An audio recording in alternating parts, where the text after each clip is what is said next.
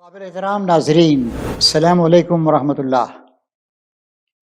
قرآن مجید کی ایک اہم تعلیم کی طرف آج کی نشست میں آپ کو متوجہ کیا جا رہا ہے۔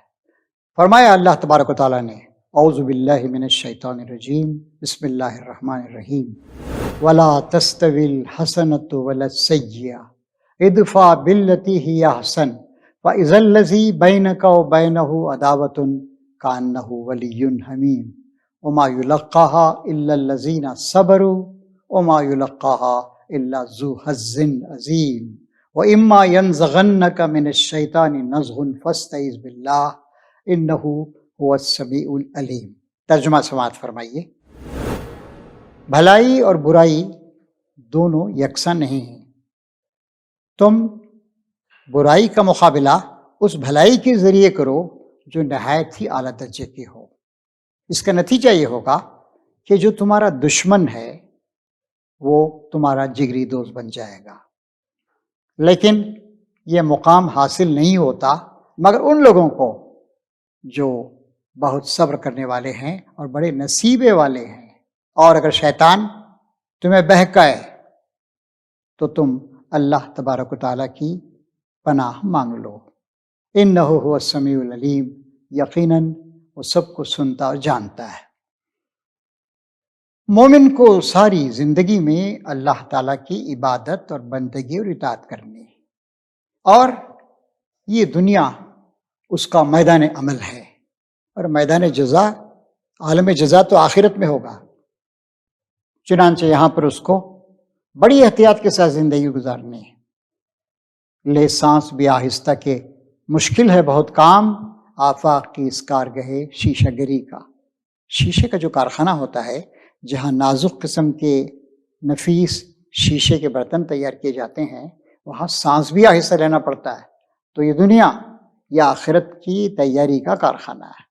تو یہاں پر کیا رویہ ہونا چاہیے؟ پہلی بات یہ بتائی گئی کہ یاد رکھو، بھلائی بھلائی ہے، برائی برائی ہے، اور بھلائی کا بدلہ برائی سے دیں لوگ تب بھی تمہیں برائی کا بدلہ بھلائی سے دینا ہے۔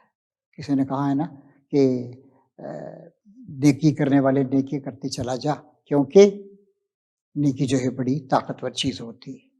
تو بھلائی اور برائی دونوں برابر نہیں ہیں۔ پھر دوسری بات اللہ تعالیٰ یہ فرماتا ہے کہ تم برائی کا بدلہ اس بھلائی سے دو جو بہت اونچے درجے کی ہو۔ برائی کا بدلہ برائی سے سب لوگ دیتے ہی ہے، لیکن ایک مومن کا اخلاق بہت ہی اونچا ہوتا ہے۔ اور اس کا ایک فائدہ ہے، پریکٹیکل فائدہ بھی ہے، جو تمہارا دشمن ہے وہ تمہارا جگری دوست بن جائے گا۔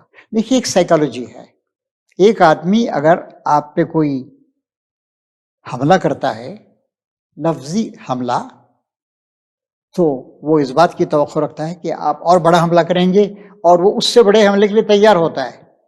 لیکن اگر آپ نے اس کی بری بات کے جواب میں کوئی بھلی بات کہی، اور بہت بھلی بات کہی، آپ نے اس کی دعائے خیر کی، تو بالکل سائیکولوجیکلی وہ ڈھا جاتا ہے۔ اسے سمجھ میں نہیں آتا ہے بھائی اس آدمی کا مقابلہ میں کیسے کروں، میں تو برائی کر رہا ہوں، میں تو اسے برا بھلا کہہ رہا ہوں، اور یہ مجھے دعائیں دے رہا ہے۔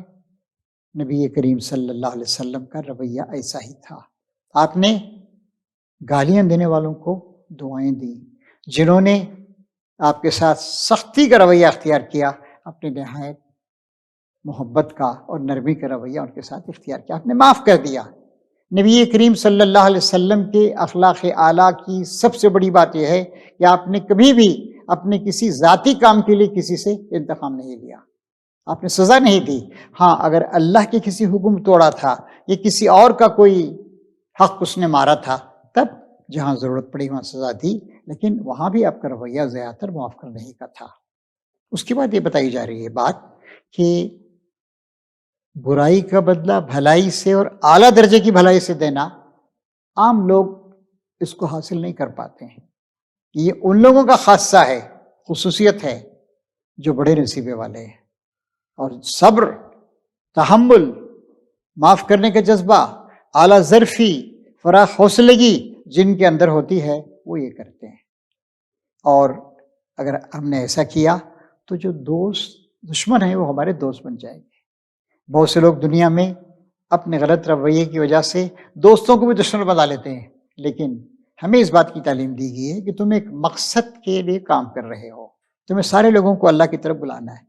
اسی اسپرٹ کے ساتھ کہا تھا سیدنا عیسیٰ علیہ السلام نے نبی کریم صلی اللہ علیہ وسلم سے 600 سال پہلے، جو اسلام ہی کا اور خدا کی بندگی کا پیغام لے کر آئے تھے عالم انسانیت کے لیے۔ انہوں نے کہا کسی نے اگر تیرے ایک گال پہ تھپڑ مارے تو دوسرے گال کو بھی اس کے سامنے پیش کر دے۔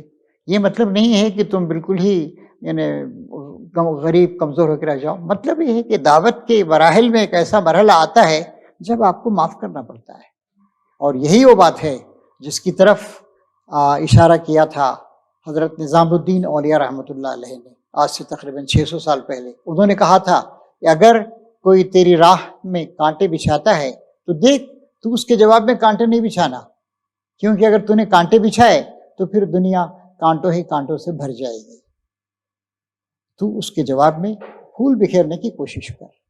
تو دنیا میں کانٹے پہلے ہی سے بہت سارے ہیں، مزید کانٹوں کا اضافہ نہیں کرنا ہے، بلکہ ہمیں پھول کھلانا ہے، محبت کے، خوشیوں کے، انسانیت کے، شرافت کے، عفو و درگزر کے، ہمیں پھول کھلانا ہے۔ اگر یہ رویہ ہم نے اختیار کیا تو اللہ ہماری مدد کرے گا۔ پھر فرمایا کہ اگر شیطان تمہیں بہکائے، انتقام پر آمادہ کرے، ٹٹ فار ٹیٹ کرنے، اینٹ کا جواب پتھر سے دینے کے لیے بہکائے، تو تم فاستعذ باللہ، اللہ کی پناہ لے لو، انہ هو السمیع العلیم، وہ سب کچھ سنتا ہے، سب کچھ جانتا ہے۔